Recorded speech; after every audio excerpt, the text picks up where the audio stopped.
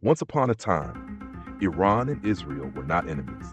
In fact, they were allies, spiritual allies, historical allies, and even prophetic allies. Again, another sign that Saturday night strikes by the US. This is certainly not a victory lap.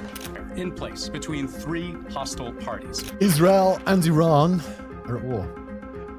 Thousands of years ago, when the Jewish people were broken and exiled, it was Persia, modern-day Iran, that rose as a divine protector, but not by accident.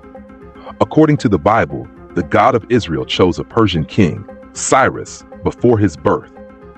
He called him his shepherd, his anointed one, and he gave him power to rule the nations, open doors, and uncover hidden treasures. This is what the Lord says to his anointed, to Cyrus: I will give you the treasures of darkness and hidden riches of secret places. I call you by name, though you do not know me.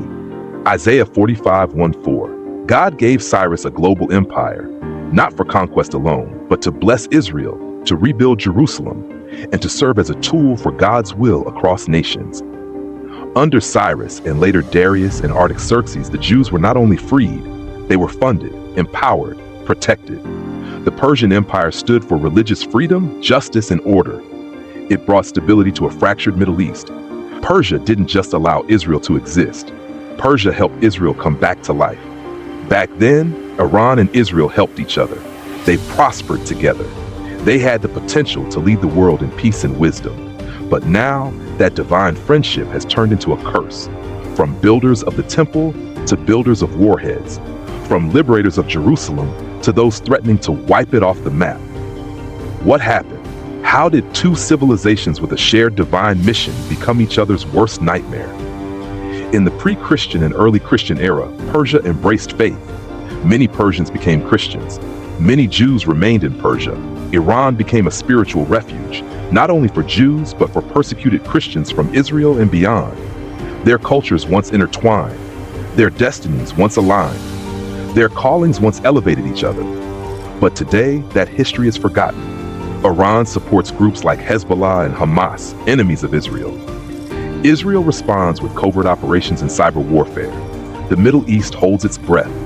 Two nations that were once blessings to the region have now become its greatest threat. And the world watches as a historic bond collapses into modern hostility. Analysts warn, if Iran and Israel erupt into full-scale war, it won't stay regional. It could become World War III, a war that could pull in superpowers, devastate economies, collapse governments, and even disrupt the global environment. From oil routes to holy cities, from nuclear deals to sacred ground. This conflict has the power to ignite a fire that burns far beyond the Middle East. But maybe, if they remember the truth, that once they were chosen to build, not to destroy. That once they were anointed to serve humanity, not enslave it with hatred. If Israel and Iran remember what they once meant to each other, then maybe peace is still possible. Because the future of the Middle East may depend on remembering the past. And the future of the world may depend on whether this ancient friendship is buried forever or reborn.